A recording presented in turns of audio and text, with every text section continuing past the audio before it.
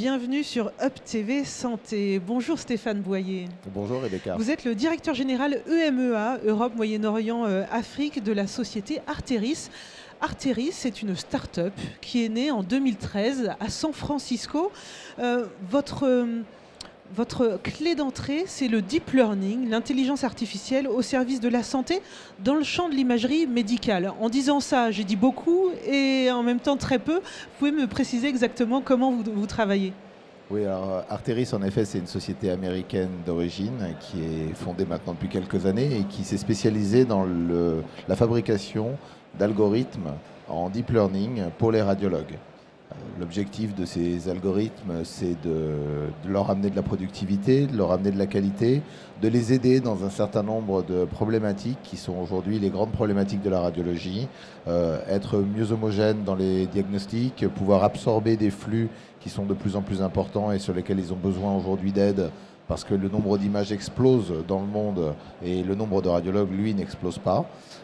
Donc un petit peu comme pas mal d'industries, la santé subit ou en tout cas bénéficie des nouvelles technologies informatiques et la radiologie en premier lieu puisque l'image va très bien avec le deep learning et avec la reconnaissance et l'algorithmie moderne qu'offre le deep learning.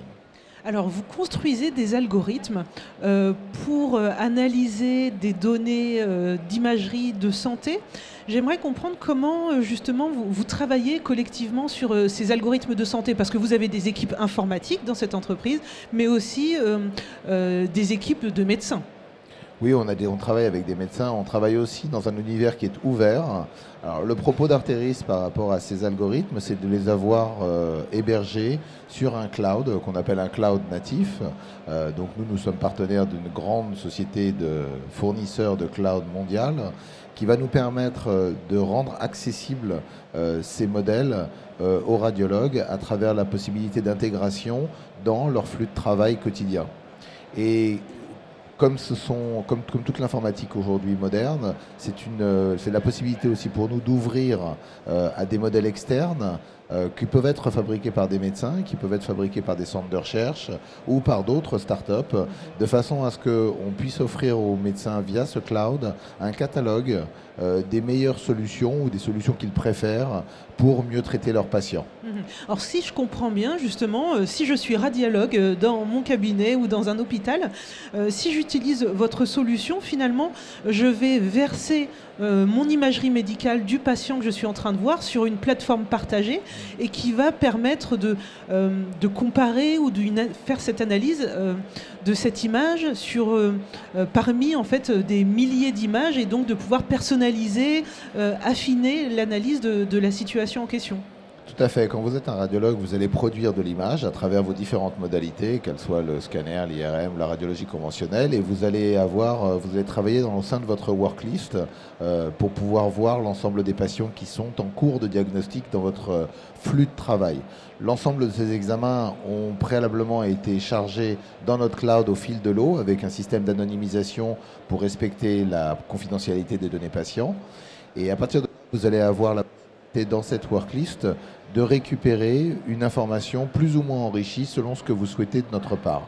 Ça peut être tout simplement la récupération d'un flag, donc d'une annotation qui va permettre de vous dire attention, ce patient est suspect d'avoir une anomalie ou pas, sur une fracture par exemple, sur une problématique pulmonaire, ou d'aller plus loin et de rentrer dans l'interface cloud d'Arteris et d'avoir à votre disposition l'automatisation d'un certain nombre de tâches de post-traitement que vous faites habituellement manuellement. Ça peut être du contourage de tumeurs, ça peut être du calcul de volume d'un certain nombre d'organes qui là vont vous être proposés par l'intelligence artificielle automatiquement à l'ouverture du cas. Alors si on rêve un peu dans les futurs possibles de la santé avec cette technologie, on pourrait imaginer qu'une maladie ou une problématique assez rare à l'échelle d'un territoire comme la France, en utilisant ces solutions-là, on puisse l'implémenter en fait à une échelle mondiale et donc de pouvoir consolider, capitaliser très facilement, quasiment en un clic, des caractéristiques particulières et donc de permettre aussi d'affiner la solution de traitement qui pourrait être apportée. Ça peut être ça le deep learning dans quelques années.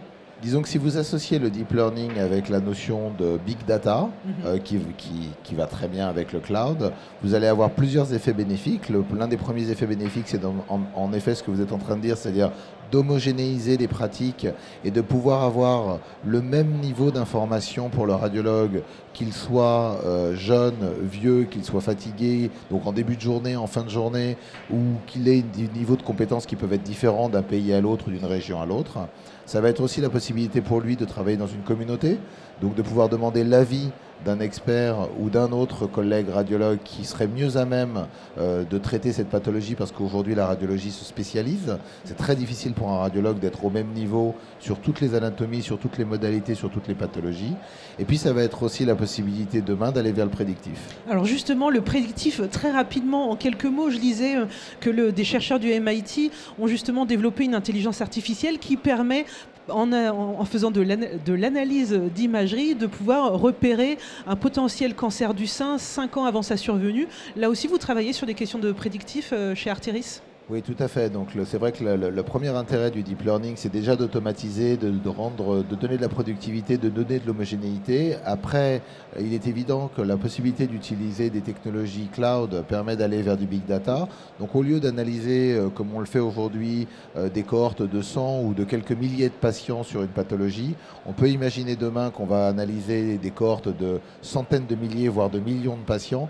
Et là, on va commencer à avoir des catégories de patients. On va travailler dans ce qu'on appelle la médecine populationnelle. Donc votre patient va pouvoir être, par analogie, mis dans un groupe de patients qui a déjà été analysé préalablement et pour lequel l'intelligence artificielle va vous conseiller un parcours diagnostique, un parcours thérapeutique qui sera le plus approprié pour votre patient.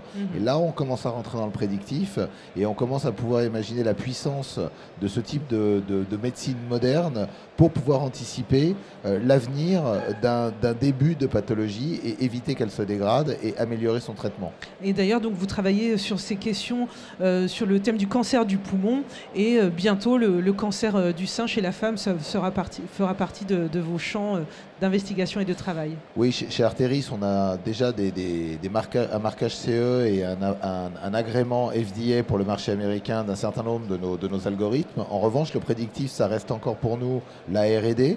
Donc on a commencé cette R&D par le cancer du poumon. C'est une pathologie qui est vraiment importante et qui est un grand tueur mondial sur lequel on a pas mal d'espoir de pouvoir améliorer les choses en prédictif. Et en effet, dans notre plan produit, la deuxième étape, ça sera de s'intéresser au cancer du sein, toujours en prédictif, en mode recherche et développement. Très bien, merci beaucoup Stéphane Boyer, le site internet arteris.com. Tout à fait, merci. Et je vous dis à très vite sur le plateau de Hub TV Santé.